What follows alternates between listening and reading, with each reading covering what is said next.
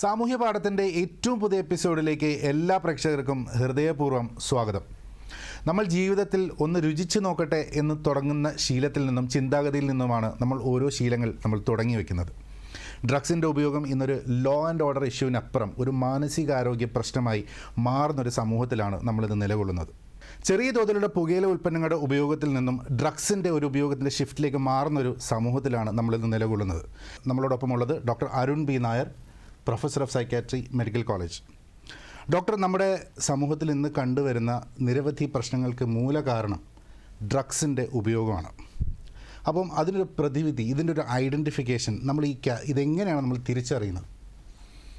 ഈ ലഹരി വസ്തു എന്ന ഒരു വാക്കുകൊണ്ട് ഉദ്ദേശിക്കുന്നത് നമ്മുടെ ശരീരത്തിനുള്ളിലേക്ക് കടന്നു കയറി തലച്ചോറിൽ ചില പരിവർത്തനങ്ങൾ ഉണ്ടാക്കി അതിനെ തുടർന്ന് ആ വസ്തുവിനൊരു ആസക്തി ജനിക്കുകയും ആ വസ്തു കിട്ടാതെ ഇരുന്ന് കഴിഞ്ഞാൽ ബുദ്ധിമുട്ടുണ്ടാവുകയും ചെയ്യുന്ന തരത്തിലുള്ള ഏതൊരു രാസപദാർത്ഥത്തെയും സബ്സ്റ്റൻസ് ഓഫ് അബ്യൂസ് അല്ലെങ്കിൽ ലഹരി വസ്തു എന്ന് പറയും.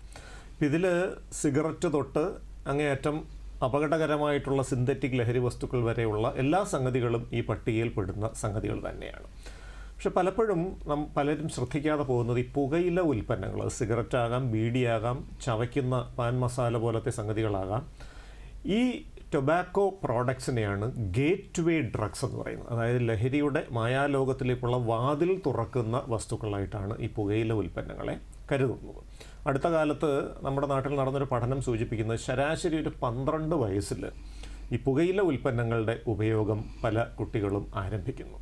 അങ്ങനെ വളരെ ചെറുപ്പത്തിൽ തന്നെ പുകയില ഉൽപ്പന്നങ്ങൾ തുടങ്ങിക്കഴിഞ്ഞാൽ അധികം വൈകാതെ മദ്യത്തിലേക്കും പിന്നീട് കഞ്ചാവിലേക്കും സിന്തറ്റിക് ലഹരി വസ്തുക്കളിലേക്കും പടിപടിയായിട്ട് കയറി ചെല്ലുന്നു എന്നുള്ളതാണ്. ഒരു 16 വയസ്സൊക്കെ ആകുമ്പോൾ തന്നെ പലപ്പോഴും ഈ സിന്തറ്റിക് ലഹരി വസ്തുക്കൾ പരീക്ഷിക്കുന്ന രീതിയിലേക്ക് കൗമാരപ്രായക്കാർ എത്തിച്ചേരുന്നു എന്നുള്ളതാണ്. താങ്കൾ നേരത്തെ സൂചിപ്പിച്ച പോലെ കഴിഞ്ഞൊരു തലമുറയിൽ നിന്ന് ഇന്നത്തെ തലമുറ വളരെ വ്യത്യസ്തമായ ജീവിത പരിസരങ്ങളിലൂടെയാണ് കടന്നു പോകുന്നത്. കാരണം ഇൻഫർമേഷൻ ഓവർലോഡിൻ്റെ കാലമാണ്, ഒരു വിജ്ഞാന വിസ്ഫോടനം എന്ന് തന്നെ പറയാവുന്നൊരു അവസ്ഥ. അപ്പം ഇതിൽ അർത്ഥസത്യങ്ങളുണ്ട്, അസത്യങ്ങളുണ്ട്, സത്യങ്ങളുണ്ട്. നമ്മുടെ മുൻപിൽ സാമൂഹ്യ മാധ്യമങ്ങളിലൂടെ പ്രകടമാകുന്ന വിവരങ്ങൾ ഏതൊക്കെയാണ് വാസ്തവം, ഏതൊക്കെയാണ് നിറം പിടിപ്പിച്ചത്, ഏതൊക്കെയാണ് വസ്തുതാപരമായിട്ട് പിശകായിട്ടുള്ളത്, ഇത് വിവേചിച്ചറിയാനുള്ള ഒരു ഗുണദോഷ യുക്തി വിചാരം പലപ്പോഴും ചെറുപ്രായത്തിൽ കൗമാരത്തിൻ്റെ ആരംഭഘട്ടത്തിലൊന്നും ഉണ്ടാകണമെന്നില്ല. ഈ ഒരു പശ്ചാത്തലത്തിലാണ് പലപ്പോഴും ഈ ലഹരി വസ്തുക്കളുടെ സ്വാധീനത്തെക്കുറിച്ച് സാമൂഹ്യ മാധ്യമങ്ങളിലും മറ്റും വരുന്ന പല വാർത്തകളും പരാമർശങ്ങളും ചില സെലിബ്രിറ്റികൾ പോലും നടത്തുന്ന ചില നിരീക്ഷണങ്ങളുമൊക്കെ ഈ യുവതലമുറയെ സ്വാധീനിക്കുന്നത്. ഈ ലഹരി വസ്തുക്കളുടെ ഉപയോഗം ഗുണകരമാണ് എന്ന മട്ടിലുള്ള വാർത്തകളും അത്തരത്തിലുള്ള വിശകലനങ്ങളും പോലും വരുമ്പോൾ ഇത് എന്തുകൊണ്ട് ഗുണകരമാകുന്നു എന്ന് പരീക്ഷിക്കാനുള്ളൊരു പരീക്ഷണ ത്വര പലപ്പോഴും കുട്ടികളുടെ മനസ്സിൽ വരിക. ഇതാണ് പലപ്പോഴും ഇതിലേക്ക് ഒരു തുടക്കമായിട്ട് മാറുന്നത്. ഡോക്ടർ, ഇതുകൊണ്ട് ഉണ്ടാകുന്ന നമ്മുടെ സമൂഹത്തിൽ ഒരുപാട് സ്വഭാവ വ്യതിയാനങ്ങളുണ്ട്. അതായത് ഇതിൻ്റെ ഇൻഫ്ലുവൻസ് പല തോതിൽ, പല ക്വാണ്ടിറ്റിയിൽ, പല അളവിൽ ബിഹേവിയറുകളെ ഇത് ബാധിക്കുന്നുണ്ട്. അപ്പം നമ്മുടെ ഒരു സോഷ്യൽ വെൽബീയിങ് അല്ലെങ്കിൽ ആ ഒരു സോഷ്യൽ ഇക്വിലിബ്രിയത്തെ ഇത് എത്രത്തോളം ബാധിക്കുന്നുണ്ട്? ഈ ലഹരി വസ്തുക്കൾ തീർച്ചയായിട്ടും അത് ഏത് ലഹരി വസ്തു ആണെങ്കിലും മനുഷ്യൻ്റെ സ്വഭാവത്തെ മാറ്റിമറിക്കാറുണ്ട്. കാരണം ഇത് പ്രാഥമികമായിട്ട് തലച്ചോറിൻ്റെ പ്രവർത്തനങ്ങളെയാണ് തകരാറിലാക്കുന്നത്. നമ്മുടെ തലച്ചോറിൻ്റെ ഒരു ഘടന പറഞ്ഞു കഴിഞ്ഞാൽ നമ്മുടെ നെറ്റിയുടെ പുറകിലിരിക്കുന്ന തലച്ചോറിൻ്റെ മുൻഭാഗം പ്രീ ഫ്രോണ്ടൽ കോർട്ടെക്സ്, ഈ ഒരു ഭാഗമാണ് മനുഷ്യനെയും മറ്റു മൃഗങ്ങളെയും തമ്മിൽ വ്യത്യസ്തമാക്കുന്നത്. കാരണം നമ്മുടെ ആത്മനിയന്ത്രണത്തിൻ്റെ കേന്ദ്രമാണ് ഈ പ്രീ ഫ്രോണ്ടൽ കോർട്ടെക്സ്. മൃഗങ്ങൾ പലപ്പോഴും എന്ത് വികാരങ്ങൾ തോന്നിയാലും അതിൻ്റെ പുറത്ത് എടുത്തു ചാടി പ്രവർത്തിക്കുന്ന പ്രീ ഫ്രോണ്ടൽ കോർട്ടെക്സ് പൂർണ്ണമായിട്ട് വളർച്ച വന്നിട്ടില്ലാത്തതുകൊണ്ടാണ്. മനുഷ്യനെ സംബന്ധിച്ചിടത്തോളം ഈ പ്രീ ഫ്രോണ്ടൽ കോർട്ടെക്സ് പൂർണ്ണ വളർച്ച കൈവരിച്ചത് കൊണ്ട് തന്നെ വിവേചന ബുദ്ധി, ആളും തരവും സമയവും സാഹചര്യവും സന്ദർഭവും നോക്കി പെരുമാറാനുള്ളൊരു കഴിവുണ്ടാകും, വികാരങ്ങളെ നിയന്ത്രിക്കാനുള്ളൊരു കഴിവുണ്ടാകും. പല ലഹരി വസ്തുക്കളും ഈ പ്രീ ഫ്രോണ്ടൽ കോർട്ടെക്സിൻ്റെ പ്രവർത്തനത്തിനെ താറുമാറാക്കും. അപ്പോഴേക്കും തീർച്ചയായിട്ടും ഒരു ഡിസ്ഇൻഹിബിറ്റഡ് ബിഹേവിയർ, ആത്മനിയന്ത്രണമില്ലാത്ത പെരുമാറ്റ രീതികൾ, അത് അമിത ദേഷ്യത്തിൻ്റെ രൂപത്തിലാകാം, അക്രമത്തിൻ്റെ രൂപത്തിലാകാം, ലൈംഗികമായിട്ടുള്ള ചേഷ്ടകളുടെ രൂപത്തിലാകാം, പല രൂപങ്ങളിൽ ഇത് പ്രകടമാവും. അപ്പോഴാണ് ശരിക്കും പറഞ്ഞാൽ ഈ ലഹരി വസ്തുക്കൾ അപകടകാരികളായി മാറുന്നത്.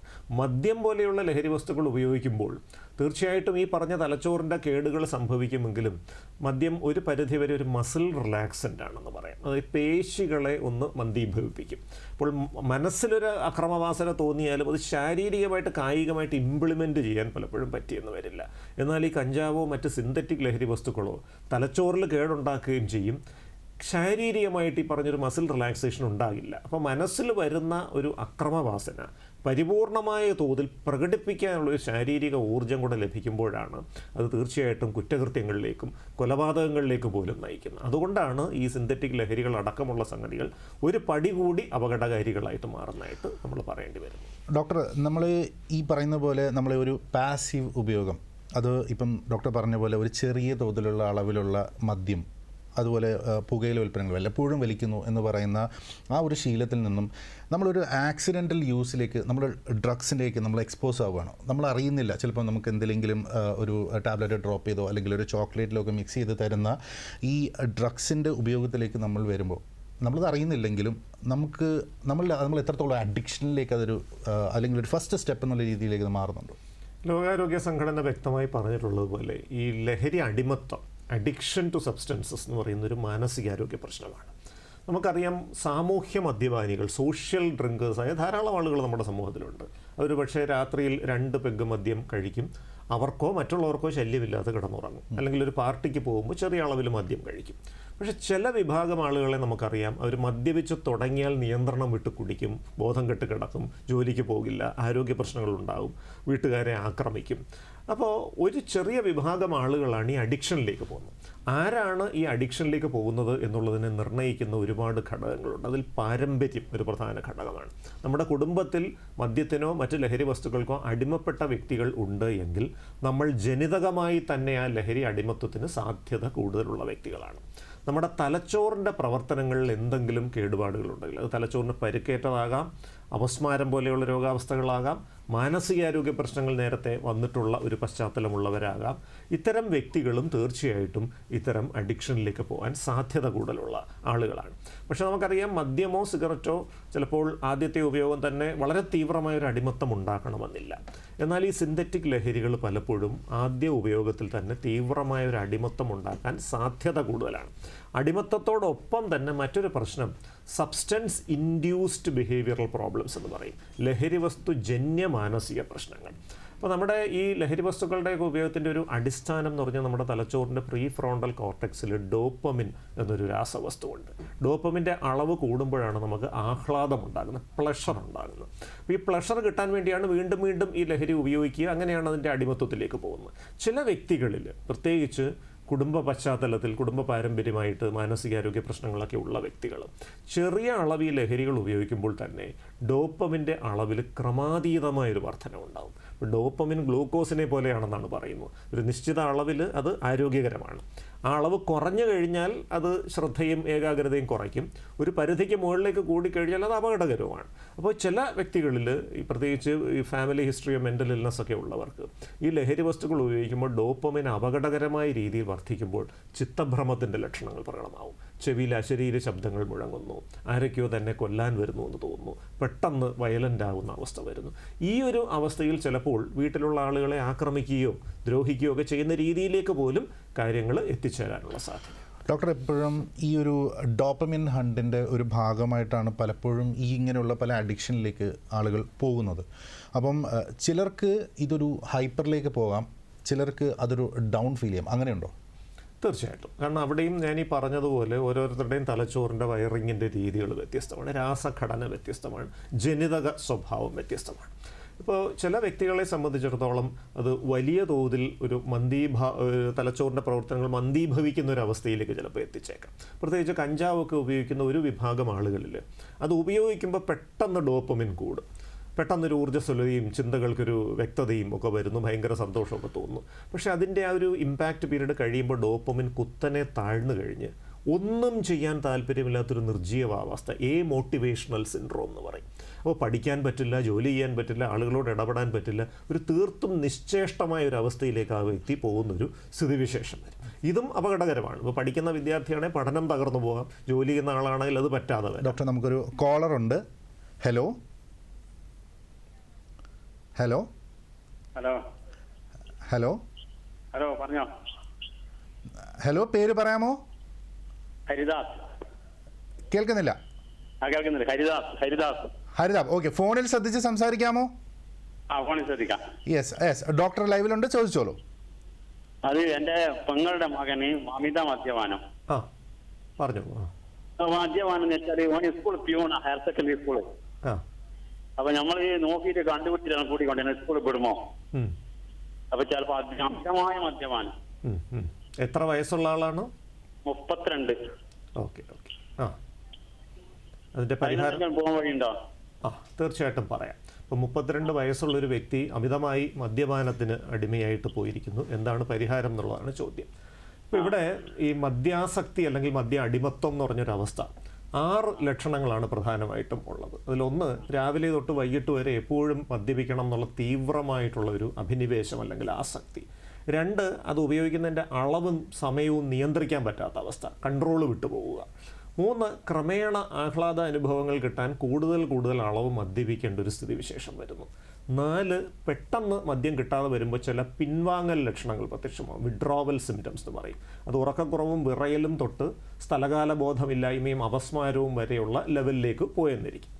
5, മറ്റൊരു കാര്യവും ഇവർക്ക് ജീവിതത്തിൽ സന്തോഷം പകരുന്നില്ല, മദ്യപാനം മാത്രമായിരിക്കും ഏക സന്തോഷകരമായ പ്രവൃത്തി. 6, മിക്കവാറും ഇവർക്കൊക്കെ അറിയാം ഇത് അപകടകരമായ ഒരു പോക്കാണ് ഇതൊന്നും. ഇത് മനസ്സിലായാലും ഇത് നിയന്ത്രിക്കാൻ പറ്റുന്നില്ല. ഈ 6 ലക്ഷണങ്ങളിൽ 3 എണ്ണമെങ്കിലും തുടർച്ചയായിട്ട് പ്രദർശിപ്പിക്കുന്നുണ്ടെങ്കിൽ ആ വ്യക്തി ചികിത്സ ആവശ്യമുള്ള മദ്യ അടിമത്വം, ആൽക്കഹോൾ ഡിപ്പെൻഡൻസ് എന്ന അവസ്ഥയിലാണെന്നർത്ഥം. തീർച്ചയായിട്ടും ഇതിൻ്റെ ചികിത്സ ഒരു സൈക്യാട്രിസ്റ്റിനെ നേരിട്ട് കണ്ടിട്ട് കൃത്യമായിട്ടുള്ളൊരു ട്രീറ്റ്മെൻറ്റ് എടുക്കുക എന്നുള്ളതാണ്. 2 ഘട്ടമാണ് ഈ ട്രീറ്റ്മെൻറ്റ് പ്രക്രിയ. ഒന്നാമത്തെ ഘട്ടം ഡീടോക്സിഫിക്കേഷൻ അല്ലെങ്കിൽ വിഷവിമോചന ചികിത്സ എന്ന് പറയും. മദ്യം ചെന്നതുമൂലം തലച്ചോറിനും മറ്റ് ശരീരഭാഗങ്ങൾക്കും ഉണ്ടായ പ്രശ്നങ്ങൾ പരിഹരിക്കുകയും പൊടുന്നനെ മദ്യം നിർത്തുമ്പോൾ വരുന്ന പിൻവാങ്ങൽ ലക്ഷണങ്ങൾ പരിഹരിക്കുകയുമാണ് ഈ ഘട്ടത്തിൽ ഉദ്ദേശിക്കുന്നത്. അപ്പോൾ തലച്ചോറിൻ്റെ പ്രവർത്തനങ്ങൾ സജീവമാക്കിയെടുക്കാൻ ചില വൈറ്റമിൻ ഗുളികകൾ കൊടുക്കേണ്ടി വരും. ഈ മദ്യത്തിൻ്റെ ഇമ്പാക്റ്റ് കുറയ്ക്കാൻ സഹായിക്കുന്ന മറ്റു മരുന്നുകൾ വേണ്ടി വരും. തലച്ചോറിൻ്റെ പ്രവർത്തനങ്ങൾ ഗൗരവമായ രീതിയിൽ തകരാറിലായിട്ടുണ്ടെങ്കിൽ അത് പരിഹരിക്കാനുള്ള മരുന്നുകൾ വേണ്ടി വരും. അതുപോലെ തന്നെ പിൻവാങ്ങൽ ലക്ഷണങ്ങൾ പരിഹരിക്കാനുള്ള മരുന്നുകളും വേണ്ടി വരും. മിക്കവാറും ഒരു 7 ദിവസം തൊട്ട് 10 ദിവസം വരെ സമയം കൊണ്ട് ഈ പിൻവാങ്ങൽ ലക്ഷണങ്ങളൊക്കെ മാറും. അദ്ദേഹം സുഖമായി ഉറങ്ങാൻ തുടങ്ങും, വിറയലൊക്കെ മാറും, സ്ഥലകാലബോധമില്ലായ്മയൊക്കെ മാറും, ഏകദേശം ആരോഗ്യം വീണ്ടെടുക്കും. പക്ഷേ ഇത് കഴിഞ്ഞ് അദ്ദേഹത്തെ വീണ്ടും നമ്മൾ വീട്ടിലേക്ക് അല്ലെങ്കിൽ ജോലി സ്ഥലത്തേക്ക് വിടുമ്പോൾ ഈ മദ്യം അംഗീകരിക്കപ്പെടുകയും ആഘോഷിക്കപ്പെടുകയും ചെയ്യുന്ന അതേ ഒരു ജീവിത സാഹചര്യത്തിലേക്ക് അദ്ദേഹം തിരിച്ചു പോയാൽ പുനഃപതനം അല്ലെങ്കിൽ റിലാപ്സ് എന്ന് പറഞ്ഞൊരു പ്രതിഭാസത്തിന് സാധ്യതയുണ്ട്. അതായത് മദ്യം കുറച്ച് നാൾ നിർത്തിവെച്ച ഒരാൾ വീണ്ടും പഴയ അടിമത്വത്തിൻ്റെ അതേ രീതിയിൽ മദ്യം വീണ്ടും ഉപയോഗിച്ച് തുടങ്ങുന്നൊരു ഘട്ടമാണ് ഈ പുനഃപതനം അല്ലെങ്കിൽ റിലാപ്സ്. അതുകൊണ്ട് അടുത്ത ഘട്ടം, 2ാം ഘട്ട ചികിത്സ പുനഃപതന പ്രതിരോധ ചികിത്സ അല്ലെങ്കിൽ റിലാപ്സ് പ്രിവെൻഷൻ ട്രീറ്റ്മെൻറ്റ് എന്ന് പറയും. 6 മാസം തൊട്ട് 9 മാസം വരെ നീണ്ടു നിൽക്കുന്ന ഒരു ചികിത്സയാണ് ഇവിടെ ഉള്ളത്. അത് ആശുപത്രിയിൽ കിടന്ന് ചികിത്സിക്കണമെന്നൊന്നുമില്ല, വീട്ടിൽ നിന്ന് തന്നെ ഔട്ട് പേഷ്യൻ്റായിട്ട് ചികിത്സിക്കാം.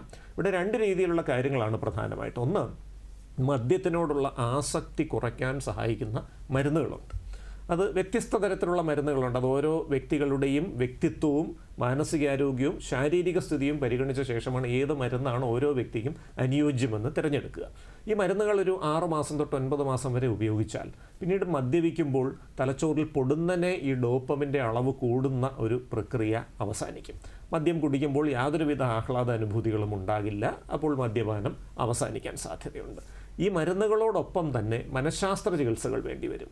മോട്ടിവേഷൻ എൻഹാൻസ്മെൻറ്റ് തെറാപ്പി എന്ന് പറയും.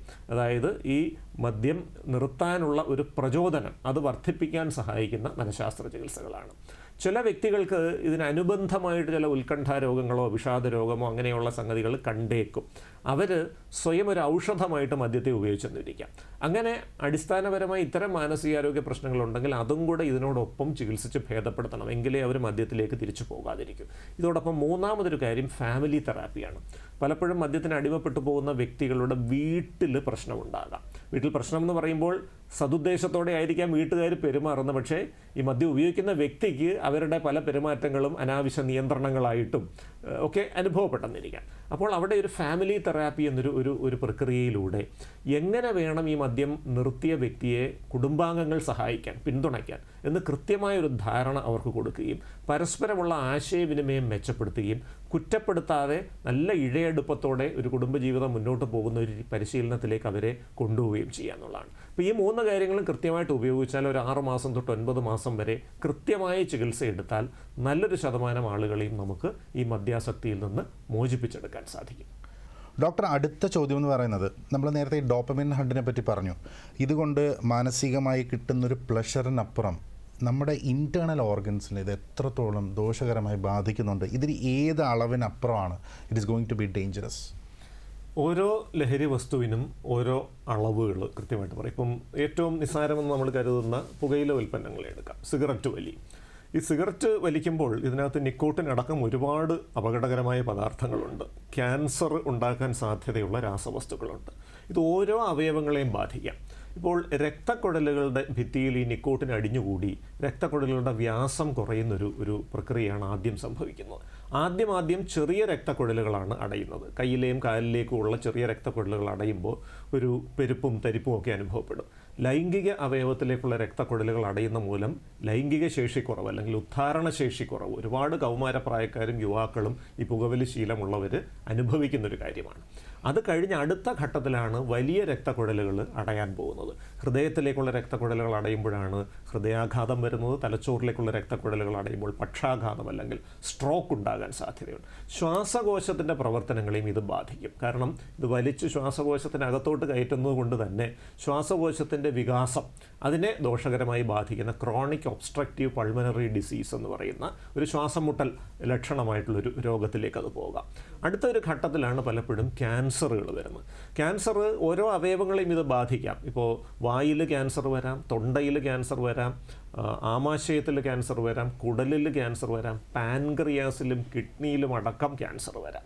ഇനി മദ്യമാണ് എടുക്കുന്നതെങ്കിൽ മദ്യം തീർച്ചയായിട്ടും പലതരത്തിൽ ആരോഗ്യ പ്രശ്നങ്ങൾ ഉണ്ടാക്കാൻ സാധ്യതയുണ്ട്. വയറ്റിൽ അൾസർ പോലെയുള്ള പ്രശ്നങ്ങൾ വരിക, കരളിന് സിറോസിസ് പോലെയുള്ള വിഷയങ്ങൾ വരിക, ആമാശയ ക്യാൻസറും വായിലെ ക്യാൻസറും കരളിലെ ക്യാൻസറും അടക്കം 7 ക്യാൻസറുകളുമായിട്ട് മദ്യത്തിന് നേരിട്ടുള്ള ബന്ധമുണ്ട്. 12 ക്യാൻസറുകളുമായിട്ട് ഇൻഡയറക്റ്റ് ആയിട്ടുള്ള റിലേഷൻഷിപ്പ് ഉണ്ട്.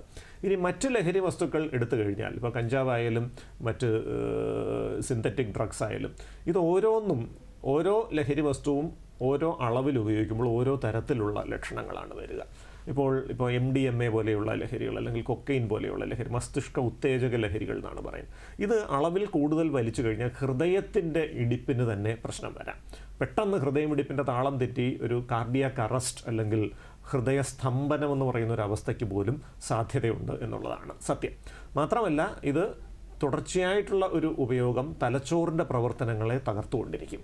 നിരന്തരമായിട്ടുള്ള ഈ ലഹരി ഉപയോഗം തലച്ചോറിൻ്റെ പ്രവർത്തനങ്ങൾ, ഉന്നതമായ പ്രവർത്തനങ്ങൾ ഓരോന്നോരോന്നായിട്ട് നശിച്ച് ഓർമ്മക്കുറവ്, ശ്രദ്ധക്കുറവ്, ബുദ്ധിയും ഏകാഗ്രതയും കുറയുന്ന അവസ്ഥ, ഇങ്ങനെ ഒരു അവസ്ഥയിലേക്ക് എത്താൻ സാധ്യതയുണ്ട്. സബ്സ്റ്റൻസ് ഇൻഡ്യൂസ്ഡ് കോഗ്നിറ്റീവ് ഇമ്പയർമെൻറ്റ്, ലഹരി വസ്തു ജന്യ മേധാക്ഷയം അല്ലെങ്കിൽ മറവി രോഗം എന്ന് പറയുന്നൊരു അവസ്ഥയിലേക്ക് തന്നെ ഇത് ക്രമേണ മനുഷ്യനെ എത്തിക്കാൻ സാധ്യതയുണ്ട്. അപ്പോൾ ശരിക്കും പറഞ്ഞാൽ ഏറ്റവും അടിസ്ഥാനപരമായിട്ടുള്ള നമ്മുടെ എല്ലാ ധർമ്മങ്ങളെയും ദോഷകരമായി ബാധിക്കുന്ന, എല്ലാ അവയവങ്ങളെയും ദോഷകരമായി ബാധിക്കുന്ന, സർവോപരി ഏറ്റവും പ്രധാനപ്പെട്ട അവയവമായ തലച്ചോറിനെ സമ്പൂർണ്ണമായിട്ട് തകർക്കുന്ന സംഗതികൾ തന്നെയാണ് ലഹരി വസ്തുക്കൾ. അതുകൊണ്ട് തന്നെ അത് ഒട്ടും ആരോഗ്യകരമല്ല എന്ത് മാനദണ്ഡം വെച്ച് നോക്കിക്കഴിഞ്ഞാൽ. ഡോക്ടർ, അതുപോലെ ഇതിപ്പം നമുക്കറിയാം ഇങ്ങനെയൊക്കെ പ്രശ്നങ്ങളുണ്ടാകും, ഇതിനൊരു സൈഡ് എഫക്റ്റ് ഉണ്ടാകും. ബട്ട് സ്റ്റിൽ എന്തുകൊണ്ടായിരിക്കും അതിൻ്റെ ഒരു സൈക്കോളജിക്കൽ ഫാക്ടർ എന്തായിരിക്കും ഇതിലേക്ക് അട്രാക്റ്റ് ചെയ്യുന്നത്? അതിനൊരു ജനറ്റിക് എഫക്റ്റോ അങ്ങനെ എന്തെങ്കിലും ഉണ്ടോ? അപ്പോൾ ഇത്തരം സംഗതികളുടെ എല്ലാം പുറകിൽ 2 കാര്യങ്ങളുണ്ട്. ഒന്ന്, ജീവശാസ്ത്രപരമായി തന്നെ ചില ആളുകൾ മറ്റുള്ളവരെ അപേക്ഷിച്ച് ലഹരിക്ക് അടിമപ്പെടാൻ സാധ്യത കൂടുതലാണ്. അത് ജനിതകമായി പാരമ്പര്യമായി നമ്മുടെ കുടുംബത്തിൽ നിരവധി പേർക്ക് ലഹരി അടിമത്തമുണ്ടെങ്കിൽ നമുക്ക് ആ സാധ്യത കൂടുതലാണ്.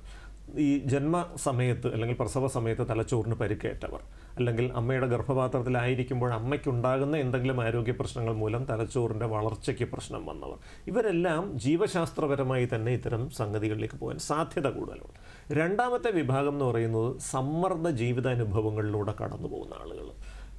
കുട്ടിക്കാലത്ത് വളരെ ദുഃഖകരമായ, പ്രയാസകരമായ, വേദനാജനകമായ അനുഭവങ്ങളിലൂടെ ശാരീരിക മർദ്ദനങ്ങളും അവഹേളനങ്ങളും മാനസിക ബുദ്ധിമുട്ടുകളും അടക്കം നിരന്തരം അനുഭവിക്കുന്ന വ്യക്തികൾ, അവരെ സംബന്ധിച്ചിടത്തോളം അവർക്ക് ജീവിതത്തിലൊരു പ്രതീക്ഷ എന്ന് പറയുന്ന സംഗതി നഷ്ടപ്പെടാനുള്ളൊരു സാധ്യത വരുന്നു. അങ്ങനെ വരുമ്പോൾ ഇങ്ങനെ ഒരു ലഹരി വസ്തു ഉപയോഗിച്ച് താൽക്കാലികമായി കിട്ടുന്ന ഒരു ആഹ്ലാദത്തിൽ അഭിരമിച്ച് ഈ പ്രയാസങ്ങളെ മറക്കുന്ന ഒരു അവസ്ഥയിലേക്ക് അവർ പോകാൻ സാധ്യതയുണ്ട്. രണ്ടാമത്തെ ഒരു വിഭാഗം ആളുകൾ ഇവർ നോവൽറ്റി സീക്കിംഗ് എന്ന് പറയുന്നൊരു സ്വഭാവമുള്ളവരാണ്, പുതുമകൾ തേടുന്നവരാണ്. മനുഷ്യനെ മൊത്തത്തിൽ രണ്ടായിട്ട് വിഭജിക്കാം. ഒരു വിഭാഗം നോവൽറ്റി സീക്കേഴ്സാണ്, പുതുമകൾ തേടിക്കൊണ്ടിരിക്കും. രണ്ടാമത്തെ ഒരു വിഭാഗം ഹാം അവോയ്ഡൻസ്, ശല്യമൊന്നുമില്ലാതെ ജീവിച്ചു പോകണം, കഞ്ഞിയും പയറുമൊക്കെ കഴിച്ചുകൊണ്ട് ജീവിക്കണം എന്ന ആ ഒരു വിഭാഗമാണ്. ഈ രണ്ടാമത്തെ വിഭാഗം ഈ പരീക്ഷണങ്ങൾക്കൊന്നും പോകാറില്ല, അത് കിട്ടുന്നതൊക്കെ കൊണ്ട് സാറ്റിസ്ഫൈഡ് ആയിട്ട് പോകും. ഈ ആദ്യത്തെ നോവൽറ്റി സീക്കിംഗ് വിഭാഗം അവർ ഓരോ സ്ഥലത്തും പുതുമകൾ, പുതിയ സ്ഥലങ്ങളിൽ യാത്ര ചെയ്യും, പുതിയ ആളുകളെ കണ്ടെത്തും, പുതിയ സൗഹൃദങ്ങൾ സ്ഥാപിക്കും. പലപ്പോഴും അവരുടെ ജീവിതത്തിലുണ്ടാകുന്ന റിലേഷൻഷിപ്സ് തന്നെ ഒന്നിലധികം ബന്ധങ്ങൾ ഇങ്ങനെ ആവർത്തിച്ചു വരാം. അവർ സ്വാഭാവികമായിട്ട് ലഹരി പരീക്ഷണങ്ങളിലേക്ക് പോകാനും സാധ്യത കൂടുതലാണ്. അങ്ങനെ വരുമ്പോൾ എൻ്റെ അതിനൊരു കൗണ്ടർ ചോദ്യം എന്ന് പറയുന്നത്, പലപ്പോഴും ഇങ്ങനെ ഒരു ഡ്രഗ് യൂസ് ഉള്ള ഒരാളെ നമ്മൾ ഐഡൻറ്റിഫൈ ചെയ്തു എന്ന് വിചാരിക്കുക. പലപ്പോഴും ആളുകൾക്ക് അതിലേക്ക് ഒരു ഇൻ്റർഫിയറൻസിന് പലപ്പോഴും ഒരു ഭയമാണ്. ഞാനതിനകത്ത് ഇൻ്റർഫിയർ ചെയ്താൽ അത് ഏതിലേക്ക് പോകും, ഒരു പ്രൊവോക്കേഷനിലേക്ക് പോകുമോ, അല്ലെങ്കിൽ അയാൾക്കത് എങ്ങനെ ഹാൻഡിൽ ചെയ്യാൻ പറ്റും എന്നൊക്കെയുള്ള പല പ്രശ്നങ്ങളുണ്ട്. അതെങ്ങനെയാണ് ആ ഒരു സിറ്റുവേഷൻ ഹാൻഡിൽ ചെയ്യുക? ഇവിടെ തീർച്ചയായിട്ടും ഒരു ലഹരി ഉപയോഗം എന്ന് പറയുന്നത് തീർച്ചയായിട്ടും ഒരു മാനസിക പ്രശ്നമാണ്, ഒരു നിയമപ്രശ്നമാണ്. ഇതിനപ്പുറത്തേക്ക് രാജ്യസുരക്ഷയും പൗരൻ്റെ സുരക്ഷയും തന്നെ ദോഷകരമായി ബാധിക്കുന്നൊരു സാമ്പത്തികമായ ഒരു വശം കൂടി ഇതിനകത്തുണ്ട്. കാരണം നമുക്കറിയാം, ഇപ്പം മദ്യവും പുകയില ഉൽപ്പന്നങ്ങളും അത്ര പൂർണ്ണമായ അർത്ഥത്തിൽ നിരോധിച്ചിട്ടില്ല, ടാക്സ് ഒക്കെ കൊടുത്ത് വാങ്ങുന്ന സംഗതികളായിട്ടുണ്ട്. പക്ഷേ കഞ്ചാവും മറ്റ് ലഹരികളും നിരോധിത ലഹരികളാണ്. പക്ഷേ നമ്മുടെ സമൂഹത്തിൽ അതുണ്ട്, ആളുകൾ വാങ്ങുന്നുണ്ട്, അതിന് നികുതി ഒന്നും പോകുന്നില്ല. അപ്പോൾ രാഷ്ട്ര നിർമ്മാണത്തിലേക്ക് ഇതിനു വേണ്ടി നമ്മൾ കൊടുക്കുന്ന പണം ഒരു തരത്തിലും ഉപയോഗപ്പെടുന്നില്ല. അപ്പോൾ ഈ പണം എന്തിനു വേണ്ടി ഉപയോഗിക്കപ്പെടുന്നു? തീർച്ചയായിട്ടും അത് ഒരുപാട് അനാരോഗ്യകരമായ പ്രവണതകൾക്ക് വേണ്ടിയാണ് ഇത് വിനിയോഗിക്കപ്പെടുന്നത്. രാജ്യസുരക്ഷയെ തന്നെ ബാധിക്കുന്ന തീവ്രവാദ പ്രവർത്തനങ്ങൾ, അധോലോക പ്രവർത്തനങ്ങൾ, മറ്റ് സാമൂഹ്യ വിരുദ്ധമായ പ്രവർത്തനങ്ങൾ, ഇതിനൊക്കെ വേണ്ടിയിട്ടാണ് ഈ പണം ഉപയോഗിക്കപ്പെടുന്നത്. അതുകൊണ്ട് തന്നെ തീർച്ചയായിട്ടും ഈ ലഹരി ഉപയോഗം കണ്ടാൽ അവിടെ ഇടപെടുക എന്നുള്ളതിൽ ഒരു പൗരധർമ്മത്തിൻ്റെ ഒരു വശം കൂടെയുണ്ട്. ഇതെങ്ങനെ ഇടപെടുമെന്ന് ചോദിച്ചു കഴിഞ്ഞാൽ തീർച്ചയായിട്ടും ഇത് ഇടപെടേണ്ട രീതി വളരെ പ്രധാനമാണ്. അത് വെറുതെ അങ്ങോട്ട് പോയി ഒരാളുടെ അടുത്ത് നമ്മൾ വഴക്കിടുന്നത് ശരിയല്ല. ഇപ്പോൾ നമ്മൾ പറഞ്ഞാൽ കേൾക്കുന്ന ആളാണ് എങ്കിൽ തീർച്ചയായിട്ടും അയാളോട് നമുക്ക് തുറന്ന് സംസാരിക്കും. ഇതുണ്ടാക്കുന്ന മാനസിക പ്രശ്നങ്ങളും ആരോഗ്യ പ്രശ്നങ്ങളും പറഞ്ഞ് ഇതിൽ നിന്ന് പിന്തിരിപ്പിക്കാൻ നമുക്ക് ശ്രമിക്കാം. ഇത് വല്ലപ്പോഴും മാത്രം ഉപയോഗിക്കുന്ന ഒരാളാണെങ്കിൽ ചിലപ്പോൾ നമ്മുടെ ഒരു നിർദ്ദേശം കൊണ്ടും ഉപദേശം കൊണ്ടും സ്നേഹപൂർവ്വമായ ഇടപെടൽ കൊണ്ടും അയാൾക്ക് മാറാൻ പറ്റിയെന്നിരിക്കും. നിരന്തരം ഉപയോഗിക്കുകയും ഇത് അടിമപ്പെട്ട അവസ്ഥയിലേക്ക് എത്തിയ ആളുമാണെങ്കിൽ അദ്ദേഹത്തിന് ചിലപ്പോൾ നമ്മുടെ ഈ ഉപദേശം കൊണ്ടൊന്നും ഗുണമുണ്ടാവില്ല, അദ്ദേഹത്തിൻ്റെ ഒരു ചികിത്സ തന്നെ വേണ്ടി വരും. അപ്പോൾ നമ്മൾ പറയുന്ന അദ്ദേഹം അനുസരിക്കുന്നില്ല, കേൾക്കുന്നില്ല എങ്കിൽ അദ്ദേഹത്തിൻ്റെ വീട്ടുകാരെ ഇതൊന്ന് അറിയിക്കുന്നത് നല്ലതാണ്. ആ വീട്ടുകാരുടെ ഇടപെടലിൻ്റെ ഭാഗമായിട്ട് ആവശ്യമുണ്ടെങ്കിൽ ഒരു ചികിത്സയിലേക്ക് എത്തിക്കാം. അല്ലെങ്കിൽ വീട്ടുകാരുടെ സ്നേഹപൂർവ്വമായ ഇടപെടലും നിർദ്ദേശങ്ങളും അവരുടെ നിരീക്ഷണവും വഴി തന്നെ ചെറിയ തോതിലുള്ള പ്രശ്നങ്ങൾ ഇത് ആരംഭിച്ചിട്ടേ ഉള്ളൂ എന്നുണ്ടെങ്കിൽ അതുവഴി തന്നെ മാറ്റിക്കൊണ്ടുവരാനും സാധിക്കും. ഈ നാർക്കോട്ടിക് സബ്സ്റ്റൻസിൻ്റെ യൂസ് അത് നമ്മുടെ ഇൻടേക്ക്, നമ്മുടെ ബ്ലഡ് സ്ട്രെയിൻസിലേക്ക് വന്നു കഴിഞ്ഞാൽ പിന്നീടുണ്ടാകുന്ന നമ്മുടെ ഒരു സ്വഭാവ വ്യതിയാനം, നമുക്ക് ആളുകളിലേക്കുള്ളൊരു പെരുമാറ്റത്തിൻ്റെ മാറ്റങ്ങൾ, അങ്ങനെ പലതും ഉണ്ടാവും. ചിലത് പ്രകടമായിരിക്കാം, ചിലർ പെട്ടെന്ന് സൈലൻ്റ് ആവും, അങ്ങനെയൊക്കെ ഉള്ള ഡിഫറൻസസ് ഇതിനകത്തുണ്ട്. അപ്പം ഇതിനൊരു സൈക്കാട്രിക് വശമാണ് നമ്മളിപ്പോഴും സംസാരിച്ചുകൊണ്ടിരിക്കുന്നത്. അപ്പം നമുക്കിതിൽ ഒരു സെൽഫ് ഹെൽപ്പ് അങ്ങനെ ഒരു പോയിന്റിലേക്ക് എപ്പോഴെങ്കിലും എത്തുമോ? ഒരാൾക്ക് അങ്ങനെ സെൽഫ് ഇൻഡ്യൂസിങ് ഒരു തോട്ട് ഉണ്ടാവാനുള്ളൊരു ചാൻസ് ഉണ്ടോ? തീർച്ചയായിട്ടും ഉണ്ട്. കാരണം ഇവിടെ ആർക്കാണ് സ്വയം സഹായിക്കാൻ കഴിയുക? അറിവുള്ളൊരു വ്യക്തിക്കാണ് സ്വയം സഹായിക്കാൻ കഴിയുക. കാരണം ഇത് എന്തൊക്കെ പ്രശ്നങ്ങൾ ഉണ്ടാക്കും, പ്രശ്നങ്ങൾ ഉണ്ടായാൽ എന്തൊക്കെയായിരിക്കും ഭവിഷ്യത്തുകൾ, പ്രശ്നങ്ങൾ ഉണ്ടാവാതിരിക്കാൻ നമുക്ക് എന്തൊക്കെ കാര്യങ്ങൾ സ്വയം ചെയ്യാം എന്നതിനെക്കുറിച്ചുള്ള ഒരു അവയർനെസ് ഉണ്ടെങ്കിലേ അത് പറ്റും. ആ അവയർനെസ് ചെറുപ്രായത്തിൽ തന്നെ നമ്മുടെ പാഠ്യപദ്ധതിയുടെയൊക്കെ ഭാഗമായിട്ട് തന്നെ കുട്ടികളിലേക്ക് എത്തിക്കുക എന്നുള്ളതാണ് ഏറ്റവും പ്രധാനം. അപ്പോൾ ഇതിൻ്റെ ഭാഗമായിട്ട് ലോകാരോഗ്യ സംഘടന തന്നെ മുന്നോട്ട് വെച്ചിട്ടുള്ള ലൈഫ് സ്കിൽസ് എഡ്യൂക്കേഷൻ, ജീവിത നിപുണത വിദ്യാഭ്യാസം, ആ ഒരു പരിശീലന പരിപാടി വഴി കുട്ടികളെ എങ്ങനെ ഹൗ ടു സേ നോ, ഒരു സമപ്രായക്കാരുടെ സമ്മർദ്ദത്തെ എങ്ങനെ അതിജീവിക്കാം, അല്ലെങ്കിൽ ഒരു മാനസിക സമ്മർദ്ദം വരുമ്പോൾ ആരോഗ്യകരമായ രീതിയിൽ ലഹരികളൊന്നും തേടി പോകാതെ എങ്ങനെ അതിനെ മറികടക്കാം തുടങ്ങിയ ചില വശങ്ങൾ. അതുപോലെ മാതാപിതാക്കൾക്ക് ഒരു പങ്കുണ്ട്. ഈ ലഹരി വസ്തുക്കളെക്കുറിച്ചുള്ള സംസാരം കൗമാരപ്രായത്തിലേക്ക് കുട്ടി എത്തുമ്പോഴല്ല തുടങ്ങേണ്ടത്, അതിന് വളരെ മുൻപേ തുടങ്ങണം. അപ്പോൾ ഈ ലഹരി വസ്തുക്കൾ ഉപയോഗിച്ച് ദുരന്തത്തിലേക്ക് പോയ ആളുകളുടെ അനുഭവങ്ങളടക്കമുള്ള കാര്യങ്ങൾ ചെറുപ്രായത്തിൽ 10 വയസ്സിന് മുൻപ് വളരെ വ്യക്തമായി, വളരെ ഗ്രാഫിക്കായിട്ട്, വളരെ വിഷ്വലായിട്ട് അവരെ ബോധ്യപ്പെടുത്താൻ കഴിഞ്ഞാൽ തീർച്ചയായിട്ടും കുട്ടികൾ ഈ പരീക്ഷണത്തിലേക്ക് പോകുന്നത് വലിയൊരളവ് തടയാൻ സാധിക്കും. നമുക്ക് പലപ്പോഴും പറ്റുന്നത്, അതായത് നമ്മുടെ ഏറ്റവും അടുത്ത ബന്ധങ്ങളിൽ പോലും പലരും ഇത് ഉപയോഗിക്കുന്നത് നമ്മൾ അറിയുന്നില്ല എന്നുള്ളതാണ്. ഇതിൻ്റെ ഒരു ഐഡൻറ്റിഫിക്കേഷൻ അല്ലെങ്കിൽ ഇതിൻ്റെ ഒരു സൈൻ നമുക്ക് പലപ്പോഴും നമുക്ക് ഏറ്റവും അടുത്ത ആൾക്കാരെ പോലെ നമുക്ക് തിരിച്ചറിയാൻ പറ്റാതെ പോകുന്നു. പിന്നീട് എന്തെങ്കിലും ഒരു കേസുകളിലോ അല്ലെങ്കിൽ എപ്പോഴെങ്കിലും ഒരു പോയിന്റിലാണ് അത് തിരിച്ചറിയുന്നത്. നമ്മളത് എങ്ങനെയാണ് ഒരു സ്വഭാവത്തിലോ അല്ലെങ്കിൽ പെരുമാറ്റത്തിലോ അല്ലെങ്കിൽ എന്തൊക്കെ സയൻസാണ് നമുക്ക് കിട്ടുന്നത്? 2 തരത്തിലുള്ള കാര്യങ്ങളുണ്ട്. ഒന്ന്, പെരുമാറ്റത്തിൽ ചില വ്യത്യാസങ്ങൾ കാണും. 2, ശാരീരിക സ്ഥിതിയിലും വ്യത്യാസം കാണും. ശാരീരിക സ്ഥിതിയിലെ വ്യത്യാസങ്ങൾ, നല്ല ആരോഗ്യവാനായിരുന്ന ഒരു കുട്ടി പെട്ടെന്ന് മെലിഞ്ഞ് ശോഷിച്ച് വരുന്നു. അവൻ്റെ കണ്ണുകൾ എപ്പോഴും ചുമന്നിരിക്കുന്നു. അവൻ്റെ അടിസ്ഥാന രീതികളിൽ നിന്ന് വ്യത്യസ്തമായ രീതിയിൽ ശരീരത്തിലെ മുറിപ്പാടുകൾ ഇങ്ങനെ കാണുന്നു. വിശപ്പില്ലാത്ത അവസ്ഥ വരുന്നു, ഉറക്കമില്ലാത്ത അവസ്ഥ വരുന്നു, ശബ്ദങ്ങളോട് അസഹിഷ്ണുത കാണിക്കുന്നു. ആരെങ്കിലും ഉറക്കം വിളിച്ചാൽ പോലും അത് സഹിക്കാൻ വയ്യാതെ ദേഷ്യപ്പെടുന്നു. കതവ് വലിച്ചടയ്ക്കുന്ന സൗണ്ടോ TV വെക്കുന്ന സൗണ്ടോ കേട്ടാൽ പെട്ടെന്ന് പൊട്ടിത്തെറിക്കുന്നു. രാത്രിയിൽ ഉറങ്ങുന്നതേയില്ല, പകൽ കിടന്നുറങ്ങുന്നു. ഇതൊക്കെ ഒരുപക്ഷെ ചില സൂചനകളാണ്. അതോടൊപ്പം സ്വഭാവത്തിലും ചില മാറ്റങ്ങൾ കാണും. പഴയ സുഹൃത്തുക്കളുമായിട്ടുള്ള ബന്ധം പതിയെ അറ്റുപോകുന്നു. പുതിയ ചില സുഹൃത്തുക്കൾ വരുന്നു. ആ സുഹൃത്തുക്കൾ ആരൊക്കെയാണ് എന്ന് വീട്ടുകാരോട് വെളിപ്പെടുത്തുന്നില്ല. ഈ സുഹൃത്തുക്കളുടെ വീട് എവിടെയാണ്, അവരുടെ വിശദാംശങ്ങളൊന്നും പറയുന്നില്ല. സുഹൃത്തുക്കളോടൊപ്പം ഒറ്റയ്ക്ക് സഞ്ചരിക്കുന്നു, എവിടെയാണ് പോകുന്നതെന്ന് പറയുന്നില്ല. അപ്പോൾ ഇങ്ങനെയൊക്കെ വരുമ്പോൾ തീർച്ചയായിട്ടും നമ്മൾ സംശയിച്ചു തുടങ്ങണം. പല കാരണങ്ങൾ കൊണ്ട് ഈ ലക്ഷണങ്ങൾ വരാം. അതിലൊരു പ്രധാന കാരണം ലഹരിയുടെ ഉപയോഗത്തിലേക്ക് അവർ പോയിട്ടുണ്ടോ എന്നുള്ളതാണ്. അപ്പോൾ ഇത്തരം സന്ദർഭങ്ങളിൽ നമ്മൾ മനസ്സിലാക്കേണ്ട ഒരു കാര്യം, ഒരു കൗമാരപ്രായക്കാരൻ ലഹരിയിലേക്ക് പോകാൻ 3-4 പ്രധാന കാരണങ്ങളുണ്ട്. ഒന്ന്, ഇതെന്താണ് എന്നറിയാനുള്ളൊരു കൗതുകമാണ്. ഇത് ഉപയോഗിച്ചാൽ എന്താ എക്സാക്ട്ലി സംഭവിക്കുന്നത്, ഇത്ര വലിയ ബഹളമൊക്കെ വെക്കുന്നുണ്ടല്ലോ, ഒന്ന് അറിയണം എന്നൊരു തോന്നൽ. രണ്ടാമത്തേത്, മുതിർന്ന ഏതെങ്കിലും ഒരു വ്യക്തിയെ അനുകരിച്ചുകൊണ്ടായിരിക്കാം. ഇപ്പോൾ വീട്ടിൽ സിഗരറ്റ് വലിക്കുകയോ മദ്യപിക്കുകയോ ചെയ്യുന്ന ആളുകളുണ്ട്, സമൂഹത്തിൽ അത്തരം ആളുകളുണ്ട്, അല്ലെങ്കിൽ സാമൂഹ്യ മാധ്യമങ്ങളിലെ ചില സെലിബ്രിറ്റീസ് അത് ചെയ്യുന്നു. അവരെ അനുകരിക്കാനുള്ളൊരു പ്രവണതയുടെ ഭാഗമായിട്ട് അത് വരാം. മൂന്നാമത്തേത്, സമപ്രായക്കാരുടെ സമ്മർദ്ദമാണ്. ഈ കൗമാരത്തിലേക്ക് എത്തുമ്പോൾ, ഹയർ സെക്കൻഡറി ക്ലാസ്സുകളിൽ, കോളേജിലൊക്കെ എത്തുമ്പോൾ കൂട്ടുകാർ ലഹരി ഉപയോഗിക്കുന്നു. അവരുടെ ഒരു ഗ്യാങ്ങിൻ്റെ ഭാഗമാകണമെന്നുണ്ടെങ്കിൽ ലഹരി ഉപയോഗിച്ച് പൗരുഷം തെളിയിക്കേണ്ട ഒരു അവസ്ഥ വരികയാണ്. അപ്പോൾ ആ ഒരു സമ്മർദ്ദത്തിന് വഴങ്ങി പലരും ഇതിലോട്ട് പോവുകയാണ്. നാലാമതൊരു ചെറിയ വിഭാഗം ആളുകൾ സെൽഫ് മെഡിക്കേഷനായിട്ട്, അവർക്ക് പെട്ടെന്ന് വിഷമം വരും, ടെൻഷൻ വരും, പരീക്ഷ വരുന്ന സമയത്ത് വെപ്രാളം വരും, പരീക്ഷയ്ക്ക് മാർക്ക് കുറഞ്ഞാൽ കരച്ചിൽ വരും, ഫ്രണ്ട്സുമായിട്ട് വഴക്കിട്ട് കഴിഞ്ഞാൽ വല്ലാത്ത ദുഃഖം വരും. അപ്പോൾ ഏതെങ്കിലും ഒരു സീനിയറായ ഒരു കുട്ടി ഉപദേശിക്കും, ഒന്ന് പുകച്ചാൽ മതി, ഇതൊന്നും നമ്മളെ സ്പർശിക്കത്തില്ല. അത് കേട്ടിട്ട് ഇത് പരീക്ഷിക്കുന്നത്. അപ്പോൾ ഈ 4 സാഹചര്യങ്ങളിലാണ് മിക്കവാറും കുട്ടികൾ ഇതിലോട്ട് പോകുന്നത്. അപ്പോൾ അതും കൂടെ നമ്മൾ കൃത്യമായിട്ടൊന്ന് നിരീക്ഷിച്ച് കഴിഞ്ഞാൽ ഈ ലക്ഷണങ്ങൾ വെച്ച് തന്നെ നമുക്ക് ഏകദേശം മനസ്സിലാക്കിയെടുക്കാൻ സാധിക്കും ഇവർ ലഹരി ഉപയോഗിക്കുന്നുണ്ടോ. അതുപോലെ നമ്മുടെ ഈ പാരൻസിന് പലപ്പോഴും ഇത് ഐഡൻറ്റിഫൈ ചെയ്യാൻ പറ്റാതെ വരുന്ന ഒരു സിറ്റുവേഷൻ ഉണ്ട്. ഇവരൊരു എക്സെൻട്രിക് ആയിട്ടുള്ളൊരു ബിഹേവിയറിലേക്ക് വരുമ്പോഴാണ് പലപ്പോഴും ഇതെന്തോ ഒരു ഡൗട്ട്ഫുൾ ആയിട്ടൊക്കെ തോന്നുന്നത്. അപ്പം പാരൻസ് പ്രത്യേകം ശ്രദ്ധിക്കേണ്ട എന്തൊക്കെ പോയിൻറ്റ്സാണ്? പാരൻസിനെ സംബന്ധിച്ചിടത്തോളം പലപ്പോഴും രക്ഷിതാക്കൾ ഒരു നിഷേധ സ്വഭാവത്തിലായിരിക്കും, ഡിനയലിലായിരിക്കും. എൻ്റെ കുട്ടിക്ക് ഒരു കുഴപ്പവും പറ്റില്ല, എൻ്റെ കുട്ടി വഴിതെറ്റിപ്പോയില്ല. പലരും അത് അവരവരുടെ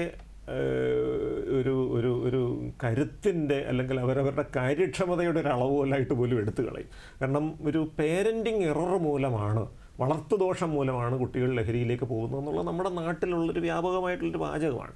അതുകൊണ്ട് തന്നെയാണ് ഈ രക്ഷിതാക്കൾക്ക് പലപ്പോഴും സ്വന്തം കുട്ടികൾ ഇത് ഉപയോഗിച്ചു എന്നുള്ളത് അംഗീകരിക്കാൻ ഒരു ബുദ്ധിമുട്ട്. അതിൻ്റെ അർത്ഥം ഞാൻ അവനെ വളർത്തിയതിൽ പാകപ്പിഴയുണ്ടെന്നല്ലേ. അങ്ങനെയല്ല. ഏറ്റവും നന്നായി വളർത്തപ്പെടുന്ന കുട്ടികൾക്ക് പോലും ഈ ലഹരി പരീക്ഷണങ്ങളിലേക്ക് പോകാനുള്ള ത്വരയുണ്ടാകാൻ കാരണം അതിൻ്റെ ലഭ്യത അത്രത്തോളം ഇന്നത്തെ സമൂഹത്തിലുണ്ട്. അതുകൊണ്ട് ഒരിക്കലും രക്ഷിതാക്കൾ സ്വന്തം കുട്ടികൾ ലഹരി ഉപയോഗിച്ചുവെങ്കിൽ അവരുടെ ഒരു വളർത്തുദോഷമായിട്ട് അതിനെ എടുക്കാതിരിക്കുക. ഇതാണ് ഒന്നാമത്തെ കാര്യം. 2, തീർച്ചയായിട്ടും ഇന്നത്തെ ലോകം നിങ്ങളുടെ കൗമാരപ്രായത്തിൽ നിന്ന് വളരെ വളരെ വ്യത്യസ്തമാണ്. കാരണം ഈ പറഞ്ഞ പോലെ ഇൻഫർമേഷൻ ഓവർലോഡുണ്ട്, ഇത്തരം സാധ്യതകൾ ഉണ്ട്. ഇപ്പോൾ ഇൻ്റർനെറ്റിലൂടെ തന്നെ ചിലപ്പോൾ ചില ലഹരി വസ്തുക്കളൊക്കെ ലഭിക്കാനൊക്കെയുള്ള സാധ്യതകളൊക്കെ ഉണ്ട്. ഇതിനെക്കുറിച്ച് ഓപ്പണായിട്ടിരിക്കുക, ഇതിനുള്ളൊരു സാധ്യതയുണ്ട് എന്ന തിരിച്ചറിവ് ഉണ്ടാവുക. മൂന്നാമത്തെ ഒരു പ്രധാനപ്പെട്ട കാര്യം, നിങ്ങൾ കുട്ടികളോടൊപ്പം ഒരു ക്വാളിറ്റി ടൈം സ്പെൻഡ് ചെയ്യണം. വളരെ ചെറുപ്രായത്തിൽ തന്നെ. കുട്ടി ആദ്യമായി സ്കൂളിൽ പോയി തുടങ്ങുന്ന സമയത്ത്, പ്ലേ സ്കൂളിൽ പോയി തുടങ്ങുന്ന സമയത്ത് തന്നെ ഒരു കാര്യം ശീലമാക്കുക. എന്നും വൈകിട്ട് 1/2 മണിക്കൂർ കുട്ടിയോടൊപ്പം ചെലവഴിക്കണം. കുട്ടിയെ ഉപദേശിക്കാനോ ശാസിക്കാനോ ശിക്ഷിക്കാനോ നിയന്ത്രിക്കാനോ പഠിപ്പിക്കാനോ അല്ല, മറിച്ച് കുട്ടി പറയുന്നത് കേൾക്കാൻ വേണ്ടി ഒരു അരമണിക്കൂർ മാറ്റിവെക്കണം. കുട്ടി അവൻ്റേതായ വികലമായ ഭാഷയിലായിരിക്കും കാര്യങ്ങൾ പറയും. ഇന്ന് സ്കൂളിൽ എന്തൊക്കെ ഉണ്ടായിരുന്നു വിശേഷങ്ങൾ ചോദിക്കുക. അപ്പോൾ അവൻ്റെ വികലമായ ഭാഷയിൽ പറയുമ്പോൾ അത് ശ്രദ്ധാപൂർവം കേൾക്കുക. ഇതുകൊണ്ട് 2 ഗുണങ്ങളാണ്. ഒന്ന്, കുട്ടിയുടെ ആശയവിനിമയ ശേഷി മെച്ചപ്പെട്ടു വരും. 2, അവൻ്റെ ജീവിതത്തിൽ നടക്കുന്ന ഓരോ ചെറിയ കാര്യവും തുടക്കത്തിലേ നിങ്ങൾക്കറിയാൻ പറ്റും. എവിടെയെങ്കിലും ഒരു അനാരോഗ്യകരമായ സ്വാധീനം വരുന്നുവെങ്കിൽ തുടക്കത്തിൽ നമുക്ക് ഇടപെടാൻ പറ്റും. ഒരുപക്ഷെ ഒരു 2ാം ക്ലാസ്സിൽ പഠിക്കുന്ന കുട്ടി വന്ന് പറയും അച്ഛനോട്, എൻ്റെ ക്ലാസ്സിൽ പഠിക്കുന്ന എൻ്റെ ഫ്രണ്ട് പറഞ്ഞു അവൻ്റെ അച്ഛൻ വലിക്കുന്ന സിഗരറ്റ് അവൻ മോഷ്ടിച്ചു വലിച്ചു, നല്ല ഇഫക്റ്റായിരുന്നു എന്ന്. ഇത് ഒരു പോയിൻ്റാണ്. നമുക്ക് ഈ ലഹരി വസ്തുവിൻ്റെ അപകടം എന്താണെന്നുള്ള കുട്ടിയെ ബോധ്യപ്പെടുത്താൻ കിട്ടുന്നൊരു സുവർണാവസരമാണത്. അവിടെ നിന്നുകൊണ്ട് നമുക്ക് സംസാരിച്ച് തുടങ്ങാം. ഇങ്ങനെ ഒരു ക്വാളിറ്റി ടൈം, അത് പലപ്പോഴും സംഭവിക്കുന്ന ചെറിയ പ്രായത്തിൽ ഈ ക്വാളിറ്റി ടൈം ഉണ്ടാകാറുണ്ട്. പക്ഷേ കുട്ടി ഒരു ഹൈസ്കൂളിലേക്ക് എത്തുമ്പോൾ മാതാപിതാക്കൾ പതിയെ അങ്ങ് പിന്മാറും. പല കാരണങ്ങൾ കൊണ്ടാണ്. ആ പ്രായമാകുമ്പോഴത്തേക്ക് കുട്ടിയുടെ സൈസൊക്കെ ഒന്ന് വളരും. അപ്പോൾ അവനെ എങ്ങനെ കൈകാര്യം ചെയ്യണം, ഒരു കുട്ടിയായിട്ട് കൈകാര്യം ചെയ്യണം, മുതിർന്ന വ്യക്തിയായിട്ട് കൈകാര്യം ചെയ്യണം, ആശയക്കുഴപ്പം വരും. കുട്ടികൾ തർക്കിക്കാൻ തുടങ്ങും, എതിർപ്പ് പ്രകടിപ്പിക്കാൻ തുടങ്ങും, പല പല കാര്യങ്ങൾ വാങ്ങിത്തരണമെന്ന് ഡിമാൻഡ് ചെയ്യും.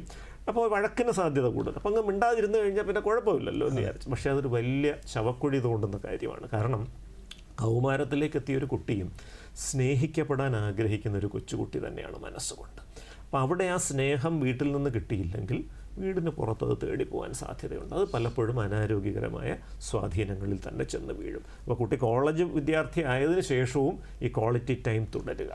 ഡോക്ടർ, നമ്മൾ ഇന്ന് കണ്ടുവരുന്ന മാനസികാരോഗ്യ പ്രശ്നങ്ങൾക്ക് പല തരത്തിലുള്ള ഹെൽപ്പുകൾ നമ്മൾ സീക്ക് ചെയ്യാറുണ്ട്. അതായത് ഒരു സൈക്കാട്രിസ്റ്റിൻ്റെ ഹെൽപ്പ്, അതിനോടൊപ്പം സൈക്കോളജിസ്റ്റിൻ്റെ ഹെൽപ്പ്, ഇപ്പോൾ കൗൺസിലിംഗ് എന്നൊരു ഒരു സെക്ടർ കൂടി വന്നിട്ടുണ്ട്. അതിപ്പം ഈസിലി അവൈലബിൾ ആയിട്ട് കിട്ടുന്ന ഒരു മേഖല കൂടിയാണ്. അപ്പം ഒരു സൈക്കാട്രിസ്റ്റിനെ ആരാണ് സമീപിക്കേണ്ടത്? ഒരു സൈക്കോളജിസ്റ്റ് അല്ലെങ്കിൽ ക്ലിനിക്കൽ സൈക്കോളജിസ്റ്റിൻ്റെ ഹെൽപ്പ് എപ്പോഴാണ് വേണ്ടത്? ആരാണ് കൗൺസിൽ ചെയ്യുന്നത്? ഇതിൻ്റെ ഒരു ഡിഫറൻസിയേഷൻ പലപ്പോഴും നമ്മുടെ സമൂഹത്തിൽ ആർക്കും എനിക്കൊന്നും തിരിച്ചറിയാൻ പറ്റുന്നില്ല എന്ന് തോന്നുന്നു. പല പ്രശ്നങ്ങൾക്കും നമ്മൾ മിസ്കൺസീവ് ചെയ്തിട്ടായിരിക്കും നമ്മൾ ഇപ്പം ഞാൻ സൈക്കോളജിസ്റ്റിനെ ആണോ കാണേണ്ടത്, സൈക്കാട്രിസ്റ്റിനെ ആണോ കാണേണ്ടത്, അല്ല അവിടെ ഒരാളുണ്ട് കൗൺസിലിംഗ് ചെയ്യുന്ന ഒരാൾ. അപ്പം ഇത് എന്താണ് ഇതിൻ്റെ ഡിഫറൻസ് എന്താ? ഇതിൽ മെൻ്റൽ ഹെൽത്ത് കെയർ ആക്ട് 2017 എന്നൊരു നിയമം നമ്മുടെ നാട്ടിലുണ്ട്, മാനസികാരോഗ്യ സംരക്ഷണ നിയമം. ഇത് കൃത്യമായി മെൻ്റൽ ഹെൽത്ത് പ്രൊഫഷണൽസ്, മാനസികാരോഗ്യ പ്രവർത്തകർ എന്ന് പറയുന്ന 3 വിഭാഗം ആളുകളെ അവരുടെ വിദ്യാഭ്യാസ യോഗ്യത സഹിതം പറയുന്നു. ഒന്നാമത്തെ സൈക്കാട്രിസ്റ്റാണ്. സൈക്കാട്രിസ്റ്റ് എന്ന് പറയുന്നൊരു മെഡിക്കൽ ഡോക്ടറാണ്. MBBS കഴിഞ്ഞതിന് ശേഷം MD ഇൻ സൈക്കാട്രി അല്ലെങ്കിൽ DPM, diploma in psychological medicine, അല്ലെങ്കിൽ DNB, ഈ ബിരുദങ്ങൾ കഴിഞ്ഞൊരു വ്യക്തിയാണ്. അപ്പോൾ ഈ സൈക്കാട്രിസ്റ്റ് ഈ മാനസികാരോഗ്യ പ്രശ്നങ്ങളെ സമഗ്രമായി ചികിത്സിക്കാൻ യോഗ്യതയുള്ള ആളാണ്. അദ്ദേഹത്തിന് മരുന്ന് പ്രിസ്ക്രൈബ് ചെയ്യാൻ പറ്റും, മനഃശാസ്ത്ര ചികിത്സകൾ സൈക്കോ തെറാപ്പി ചെയ്യാൻ പറ്റും, സാമൂഹ്യ ഇടപെടലുകൾ നടത്താൻ പറ്റും, കൗൺസിലിങ്ങും ചെയ്യാൻ പറ്റും. എല്ലാ മേഖലകളിലും പരിശീലനം ലഭിച്ചവരാണ് അവർ. രണ്ടാമത്തേത് ക്ലിനിക്കൽ സൈക്കോളജിസ്റ്റാണ്. ക്ലിനിക്കൽ സൈക്കോളജിസ്റ്റ് MA അല്ലെങ്കിൽ MSc സൈക്കോളജി കഴിഞ്ഞ ശേഷം MPhil in medical and social psychology, ഇങ്ങനെയൊരു പരിശീലനം കഴിഞ്ഞ വ്യക്തികളാണ്. ഇന്നിപ്പോൾ MSc ക്ലിനിക്കൽ സൈക്കോളജി എന്ന് പറഞ്ഞ കോഴ്സ് തന്നെയുണ്ട്. അപ്പോൾ അത് കഴിഞ്ഞതിന് ശേഷം rehabilitation council of India, RCI എന്നൊരു സ്ഥാപനമുണ്ട്. അവരുടെ ഒരു രജിസ്ട്രേഷനും ഇവർക്ക് ഉണ്ടാകാറുണ്ട്. അപ്പോൾ ഈ ക്ലിനിക്കൽ സൈക്കോളജിസ്റ്റ് മെഡിക്കൽ ഡോക്ടറല്ല, അവർക്ക് സൈക്കോ തെറാപ്പി, മനഃശാസ്ത്ര ചികിത്സകൾ ചെയ്യാൻ യോഗ്യതയുള്ളവരാണ്, കൗൺസിലിംഗ് ചെയ്യാൻ യോഗ്യതയുള്ളവരാണ്, അതുപോലെ ഈ ബുദ്ധി പരിശോധന, IQ ടെസ്റ്റിംഗ്, അത്തരം ടെസ്റ്റിങ്ങുകളൊക്കെ ചെയ്യാനും യോഗ്യതയുള്ളവരാണ്. മൂന്നാമത്തെ ഒരു വിഭാഗം സൈക്കാട്രിക് സോഷ്യൽ വർക്കർ, PSW എന്ന് പറയും. അപ്പോൾ MSW കഴിഞ്ഞതിന് ശേഷം MPhil in medical and psychiatric social work എന്ന് പറയുന്നൊരു സംഗതി കഴിഞ്ഞ ആളുകളാണ് അവർ. അപ്പോൾ അവരെ സംബന്ധിച്ചുള്ള ഇതിൻ്റെ സാമൂഹ്യ വശങ്ങളാണ്. ഇപ്പോൾ ഒരു വ്യക്തി, ഒരു മാനസികാരോഗ്യ പ്രശ്നമുള്ളൊരു വ്യക്തിക്ക് ചികിത്സ കൊടുക്കണം, അതിനോടൊപ്പം കുടുംബത്തിൻ്റെ അന്തരീക്ഷം, അയാളുടെ പുനരധിവാസം, ഇത്തരം കാര്യങ്ങൾ, അതിൽ വൈദഗ്ധ്യം നേടിയ ആളുകളാണ് അവർ. അപ്പോൾ ഈ 3 സംഗതികളുമാണ് കോർ മെൻ്റൽ ഹെൽത്ത് പ്രൊഫഷണൽസ് എന്ന് പറയും. ഇതിൽ നിന്ന് കൗൺസിലിംഗ് എന്ന് പറഞ്ഞാൽ ഇത് 3 അല്ലാതെ മറ്റൊരു വിഭാഗമാണ് ഈ കൗൺസിലേഴ്സ്. കൗൺസിലേഴ്സ് എന്ന് പറയുന്ന നിർഭാഗ്യവശാൽ നമ്മുടെ നാട്ടിൽ ഒരു നിയതമായിട്ടുള്ളൊരു ക്വാളിഫിക്കേഷൻ നിർണ്ണയിക്കപ്പെട്ടിട്ടില്ല. അതിന് ഏതെങ്കിലും ഒരു സ്ഥലത്തൊരു രജിസ്ട്രേഷനോ അങ്ങനത്തെ കാര്യങ്ങളൊന്നും വേണമെന്നുമില്ല. അപ്പോൾ നല്ല ക്വാളിഫൈഡായ കൗൺസിലേഴ്സ് ഉണ്ട്. ഇപ്പോൾ കേരള യൂണിവേഴ്സിറ്റി ഒക്കെ നടത്തുന്ന post graduate diploma in counselling psychology എന്ന് പറഞ്ഞൊരു കോഴ്സുണ്ട്. അതൊക്കെ കഴിഞ്ഞ ആളുകൾ ഒരുപക്ഷെ നല്ല ക്വാളിഫൈഡ് ആയിട്ടുള്ള, എന്നാൽ ഓൺലൈനായിട്ട് ചില സർട്ടിഫിക്കറ്റ് കോഴ്സുകൾ ചെയ്തിട്ട് കൗൺസിലർ എന്ന് പറഞ്ഞ് ചെയ്യുന്നവരുണ്ട്. അവർക്ക് ചിലപ്പോൾ അത്രത്തോളം അറിവും വൈദഗ്ധ്യവും ഉണ്ടാവണമെന്നില്ല. ഒരു സൈക്കാട്രിസ്റ്റിനെ കാണുന്ന ആളുകളെന്ന് പറയുന്നത് തീവ്രമായിട്ടുള്ള മാനസികാരോഗ്യ പ്രശ്നങ്ങൾ, അക്രമ സ്വഭാവം, ചിത്തഭ്രമ വിഭാഗത്തിൽപ്പെടുന്ന പ്രശ്നങ്ങൾ, തീവ്രമായ വിഷാദ രോഗം, ഒരാളോട് സംസാരിക്കാൻ പോലും പറ്റാത്ത വിധം, അല്ലെങ്കിൽ സംസാരിച്ചു കഴിഞ്ഞാൽ തന്നെ നമ്മുടെ മനസ്സിലുള്ള കാര്യങ്ങൾ തുറന്ന് പ്രകടിപ്പിക്കാൻ പറ്റുന്നില്ല, മറുവശത്തുള്ള ആൾ പറയുന്ന കാര്യങ്ങൾ കൃത്യമായിട്ട് പറയാൻ ശ്രദ്ധിക്കാൻ പറ്റുന്നില്ല, ഇത്തരത്തിലുള്ള ബുദ്ധിമുട്ടുകളുള്ളവർ തീർച്ചയായിട്ടും സൈക്യാട്രിസ്റ്റിനെ തന്നെ കാണണം. ഈ ലഹരിയുമായിട്ട് ബന്ധപ്പെട്ടാൽ ഇഞ്ചക്ഷൻ രൂപത്തിലുള്ള ലഹരികൾ എടുക്കുന്നവർ, അമിതമായ അളവിൽ മദ്യവും മറ്റ് ലഹരികളും ഉപയോഗിച്ച് അതിന് അടിമപ്പെട്ട ആളുകൾ, കാരണം ഇവർക്കെല്ലാം വിഡ്രോവൽ സിംറ്റംസ്, പിൻവാങ്ങൽ ലക്ഷണങ്ങൾ ഉണ്ടാവാൻ സാധ്യത കൂടുതലാണ്. ആ പിൻവാങ്ങൽ ലക്ഷണങ്ങൾ ചികിത്സിക്കാൻ ഒരു മെഡിക്കൽ ട്രീറ്റ്മെൻറ്റ് തന്നെ വേണ്ടി വരും. അവിടെ സൈക്യാട്രിസ്റ്റിൻ്റെ സേവനം തന്നെ വേണം.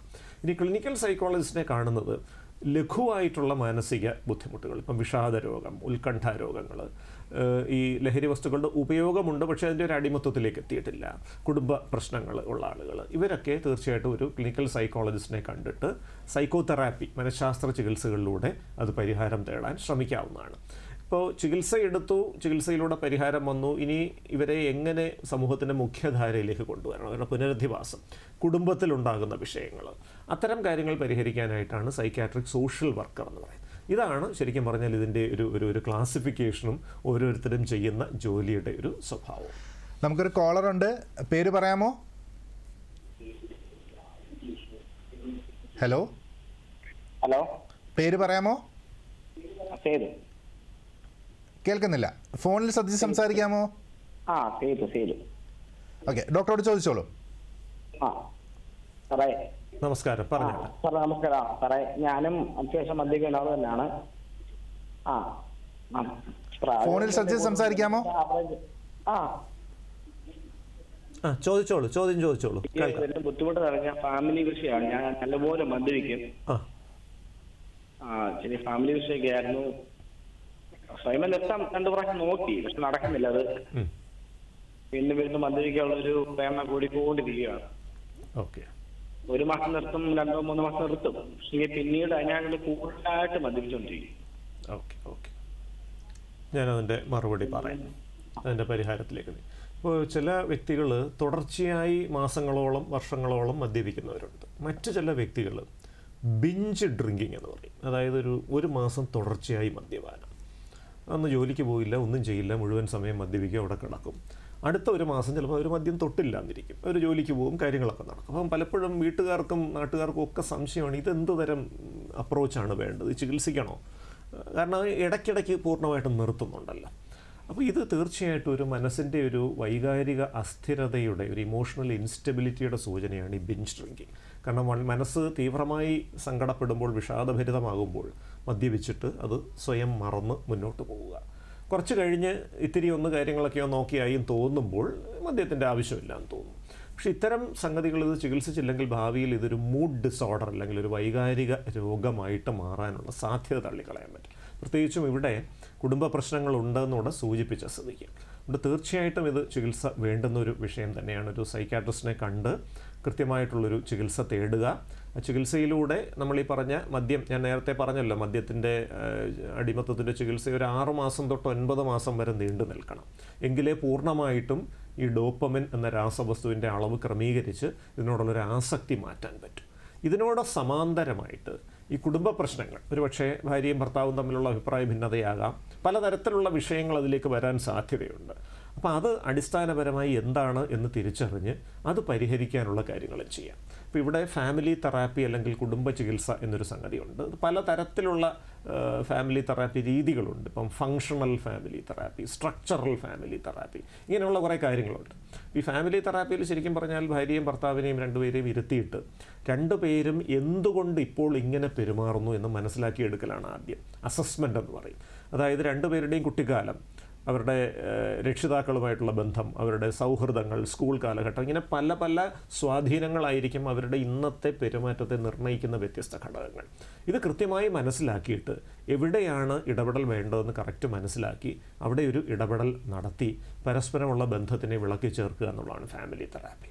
അപ്പോൾ നേരത്തെ സൂചിപ്പിച്ച ഒരു 6 തൊട്ട് 9 മാസം മദ്യാസക്തി പരിഹരിക്കാൻ വേണ്ടിയിട്ടുള്ള മരുന്നുകളും മനഃശാസ്ത്ര ചികിത്സകളും അതോടൊപ്പം ഈ ഫാമിലി തെറാപ്പിയും രണ്ടും കൃത്യമായിട്ട് എടുത്താൽ ഒരു 6 മാസം തൊട്ട് 9 മാസം സമയം കൊണ്ട് മദ്യത്തിനോടുള്ള താല്പര്യവും പൂർണ്ണമായിട്ട് മാറും. ഈ കുടുംബ ജീവിതത്തിലുണ്ടാകുന്ന പ്രശ്നങ്ങളും മാറിക്കിട്ടും. അപ്പോൾ വീണ്ടും പിന്നെ മദ്യത്തിലേക്ക് പോകേണ്ട ഒരു സാഹചര്യം തന്നെ ജീവിതത്തിൽ ഇല്ലാതെയാകും എന്നുള്ളതാണ്. ഡോക്ടർ, എപ്പോഴും ഈ ഒരു റിഹാബിലിറ്റേഷൻ എന്നുള്ളത് എപ്പോഴും ഒരു മിസ്കൺസെപ്ഷനാണ്. നമ്മൾ സിനിമയിലും സീരിയലിലും ഒക്കെ കാണുന്ന പോലെ ഒരു ഭീകരാന്തരീക്ഷത്തിലൂടെ കടന്നു പോകുന്ന ഒരു പ്രക്രിയയാണ് ശരിക്കും റിഹാബിലിറ്റേഷൻ എന്ന് പറയുന്ന ഒരു പ്രോസസ്സ് എന്നാണ് നമ്മുടെ സമൂഹത്തിൽ കൂടുതലുള്ള ധാരണയും. ആക്ച്വലി എക്സ്പോസ്ഡ് ടു ഡ്രഗ്സ് അല്ലെങ്കിൽ എക്സ്പോസ്ഡ് ടു ഇങ്ങനെയുള്ള, ഇപ്പം നമ്മൾ നേരത്തെ കോളർ പറഞ്ഞ പോലെ ഒരു മദ്യത്തിലേക്ക് വൺസ് യു ആർ എക്സ്പോസ്ഡ് പിന്നെ അതിൽ നിന്നൊരു തിരിച്ചുവരവില്ല എന്ന് ചിന്തിക്കുന്നിടത്തു നിന്നാണ് ഈ ഒരു റിഹാബിലിറ്റേഷൻ തുടങ്ങുന്നത് എന്നാണ് നമ്മുടെ ഒരു പോയിന്റ്. അപ്പം എങ്ങനെയാണ് ഈ റീഹാബിലിറ്റേഷൻ പ്രോസസ്സിൻ്റെ ഒരു ബിഗിനിങ് എങ്ങനെയാണ്, അതിലേക്ക് എങ്ങനെയാണ് ഒരു പോയിന്റിലേക്കുള്ള ഫസ്റ്റ് സ്റ്റെപ്പ് എടുക്കുക? ഈ ചികിത്സയിലൂടെ ഭേദമാകാത്ത അവസ്ഥകൾക്കുള്ള ഒരു ഇടപെടലാണ് റീഹാബിലിറ്റേഷൻ എന്നുള്ളൊരു തെറ്റായ ധാരണയാണ്. ഏത് രോഗാവസ്ഥയ്ക്കും റീഹാബിലിറ്റേഷൻ ഉണ്ട്. രോഗം നിർണ്ണയിക്കുന്ന അന്ന് റീഹാബിലിറ്റേഷൻ പ്രക്രിയ തുടങ്ങേണ്ടതായിട്ടുണ്ട്. കാരണം അതിൻ്റെ പ്ലാൻ ഉണ്ടാകണം. എത്ര നാൾ ചികിത്സ വേണം, അത് കഴിഞ്ഞ് എപ്പോൾ ഇദ്ദേഹത്തിനെ സ്വതന്ത്രനാക്കി മാറ്റാം, സ്വന്തം കാലിൽ നിൽക്കുന്ന ഒരവസ്ഥയിലേക്ക്, സ്വന്തമായി വരുമാനമുണ്ടാക്കി ഉപജീവനം കഴിക്കാൻ പറ്റുന്ന അവസ്ഥയിലേക്ക് എത്തി, കുടുംബജീവിതം നയിക്കാൻ പറ്റുന്ന അവസ്ഥയിലേക്ക് എത്തി, ആരോഗ്യകരമായ സാമൂഹ്യ ബന്ധങ്ങൾ തുടരാൻ പറ്റുന്നൊരവസ്ഥയിലേക്ക് ഒരു വ്യക്തിയെ എത്തിക്കുന്ന ഒരു പ്രക്രിയയാണ് ഈ റീഹാബിലിറ്റേഷൻ. അപ്പോൾ റീഹാബിലിറ്റേഷൻ തീർച്ചയായിട്ടും ഇത് നിർണ്ണയിക്കപ്പെടുന്ന, ഈ പ്രശ്നം നിർണ്ണയിക്കപ്പെടുന്ന ആദ്യ ദിവസം തന്നെ തുടങ്ങുകയാണ്. അപ്പോൾ ഇവിടെ ചില കാര്യങ്ങൾ നമ്മൾ എടുത്തു പറയേണ്ടതായിട്ടുണ്ട്. ചില വ്യക്തികൾ ഈ ലഹരി അടിമത്തത്തിലേക്ക് പോകാൻ സാധ്യത കൂടുതലുള്ളവരാണ്. ഇപ്പോൾ കുട്ടിക്കാലത്തുണ്ടാകുന്ന ചില പെരുമാറ്റ പ്രശ്നങ്ങൾ ഭാവിയിൽ ഇവർ ലഹരി അടിമത്തത്തിലേക്ക് പോകാൻ സാധ്യത കൂടുതലുണ്ടെന്ന് സൂചന തരുന്നുണ്ട്. ഉദാഹരണത്തിന് കുട്ടികളിൽ കാണുന്ന അമിത വികൃതിയും ശ്രദ്ധക്കുറവും എടുത്തുചാട്ടവും ഒക്കെ ലക്ഷണങ്ങളായിട്ടുള്ള attention deficit hyperactivity disorder ADHD. അത് തലച്ചോറിലെ ഡോപ്പമിൻ എന്ന രാസവസ്തുവിൻ്റെ അളവിലെ ഒരു പ്രശ്നമാണ്. ഇപ്പോൾ ADHD ചികിത്സിക്കാതെ വിട്ടാൽ അത്തരം കുട്ടികൾ ഭാവിയിൽ ലഹരിക്ക് അടിമപ്പെടാൻ സാധ്യത വളരെ കൂടുതലാണ്. അത് നമ്മളിന്ന് കാണുന്ന ഒരു യാഥാർത്ഥ്യമാണ്. അപ്പോൾ ശരിക്കും പറഞ്ഞാൽ അവിടെ ഈ റീഹാബിലിറ്റേഷൻ തുടങ്ങുന്ന എവിടെ നിന്നാണ്? ഈ ലഹരി അടിമത്തത്തിനും വളരെ മുൻപേ തുടങ്ങണം. ആ ADHD എന്ന പ്രശ്നം കണ്ടാൽ അത് ചികിത്സിച്ചുകൊണ്ട് തുടങ്ങണം. അത് ചികിത്സിച്ചുകൊണ്ട് തുടങ്ങിയാൽ ഇയാൾ ലഹരിക്ക് അടിമപ്പെടുന്ന ഒരു അവസ്ഥ തന്നെ നമുക്ക് ഒഴിവാക്കിയെടുക്കാൻ പറ്റും തീർച്ചയായിട്ടും. ഇനി നിർഭാഗ്യവശാൽ ആ സമയത്ത് ചികിത്സ കൊടുക്കാൻ പറ്റിയില്ല, ലഹരിയുടെ ഉപയോഗത്തിലേക്ക് എത്തി. അപ്പോൾ അവിടെ നമ്മൾ ആദ്യ ദിവസം തന്നെ അത് ചികിത്സയിലേക്ക് വരുമ്പോൾ കുടുംബാംഗങ്ങളും ബന്ധുക്കളും ഇവർക്കെല്ലാം ഇതിനകത്തൊരു പ്രധാനപ്പെട്ട റോളുണ്ട്. നമ്മൾ എന്താണ് ഇയാൾക്ക് വേണ്ടി ഭാവിയിൽ നമ്മൾ പ്ലാൻ ചെയ്യുന്നത്? കുടുംബാംഗങ്ങൾക്കൊരു ആസൂത്രണം കാണുമല്ലോ. പഠിച്ചുകൊണ്ടിരിക്കുന്ന ആളായിരിക്കാം, ഡ്രോപ്പ് ഔട്ട് ചെയ്തു. ഇയാൾ ഇനി വീണ്ടും അതേ കോഴ്സിന് പോകണോ അതോ മറ്റെന്തെങ്കിലും സംഗതിക്ക് പോകണം? പിന്നെ ഇവിടെ മറ്റൊരു പ്രധാനപ്പെട്ട സംഗതിയുണ്ട്. ഇപ്പം കുട്ടികൾക്ക് അഭിരുചി ഇല്ലാത്ത ഒരു പാഠ്യമേഖലയിലേക്ക് അവരെ നിർബന്ധിച്ച് വിടുന്നത് ലഹരിയിലേക്ക് അവർ പോകാൻ സാധ്യത വർദ്ധിപ്പിക്കുന്ന അനവധി സാമൂഹ്യ ഘടകങ്ങളിലൊന്നാണ്. ഇപ്പോൾ ഉദാഹരണം എഞ്ചിനീയറിംഗ്, കണക്കുമായി ബന്ധപ്പെട്ട ഒരു അഭിരുചി ഇല്ലാത്ത ധാരാളം ആളുകൾ സമൂഹത്തിലുണ്ട്. അതൊരു വൈകല്യമായിട്ടൊന്നും എടുക്കേണ്ടതില്ല. എല്ലാ മനുഷ്യർക്കും പാടാൻ പറ്റില്ല എന്ന് പറഞ്ഞ പോലെ എടുത്താൽ മതിയാവും. പക്ഷേ കണക്ക് പഠിച്ചില്ലെങ്കിൽ എന്തോ വലിയ തകരാറാണ് എന്ന് പറഞ്ഞ് ഒരു പ്രസ്റ്റീജ് ഇഷ്യൂ ആയിട്ട്, ഒരു കുടുംബത്തിൻ്റെ അഭിമാന പ്രശ്നമായി കരുതി നിർബന്ധിച്ച് എഞ്ചിനീയറിങ്ങിന് വിടുന്നു. അപ്പോൾ എഞ്ചിനീയറിങ്ങിന് പോകുന്ന കുട്ടികൾ 30% സമയത്ത് പൂർത്തീകരിക്കുന്നുള്ളൂ. മറ്റൊരു 30% വളരെ വൈകി പൂർത്തീകരിക്കുന്നു. 40% ഡ്രോപ്പ് ഔട്ടാണ്. ഈ ഡ്രോപ്പ് ഔട്ട് ചെയ്യുന്ന ആളുകളൊന്നും ബുദ്ധിയില്ലാത്തവരല്ല. അവർ ചിലപ്പോൾ ജേർണലിസത്തിനോ ബിസിനസ് മാനേജ്മെൻറ്റിനോ മറ്റേതെങ്കിലും മേഖലയിലോ പോയി രക്ഷപ്പെടുന്നുണ്ട്. അപ്പോൾ ഇവിടെയൊക്കെയാണ് നമ്മൾ ഇടപെടൽ നടത്തുമ്പോൾ ഒരു ഭാവിയെക്കുറിച്ച് പ്ലാൻ ചെയ്യേണ്ടത്. ഇപ്പോൾ ഒരു മാത്തമാറ്റിക്കോ ലോജിക്കൽ ഇൻ്റലിജൻസ് എന്നൊരു വിഷയം ഇല്ലാത്ത ഒരു ആളാണ് ഈ കുട്ടിയെങ്കിൽ നിർബന്ധപൂർവ്വം തിരിച്ചങ്ങോട്ടേക്ക് വിടുന്നത് കൂടുതൽ അപകടം സൃഷ്ടിക്കും. അപ്പോൾ അദ്ദേഹത്തിൻ്റെ അഭിരുചിക്ക് കൂടുതൽ അനുയോജ്യമായ BBAയോ അങ്ങനത്തെ എന്തെങ്കിലും ഒരു കോഴ്സിലേക്ക് വിട്ട് കഴിഞ്ഞാൽ തന്നെ ഒരു റിസ്ക് ഫാക്ടർ നമ്മളങ്ങ് എടുത്തു കളയുകയാണ്, ആ ഒരു സ്ട്രെസ്സിൻ്റെ ഒരു സംഗതി. 2, ഇദ്ദേഹത്തിന് കൃത്യമായ ചികിത്സ കൊടുക്കുന്നതിനോടൊപ്പം ഇദ്ദേഹത്തിന് സന്തോഷം കിട്ടുന്ന ആരോഗ്യകരമായ സാഹചര്യങ്ങൾ ഒരുക്കണം. ഇപ്പോൾ ഡോപ്പമിൻ കൂടാൻ ആരോഗ്യകരമായ മാർഗ്ഗങ്ങളുണ്ട്.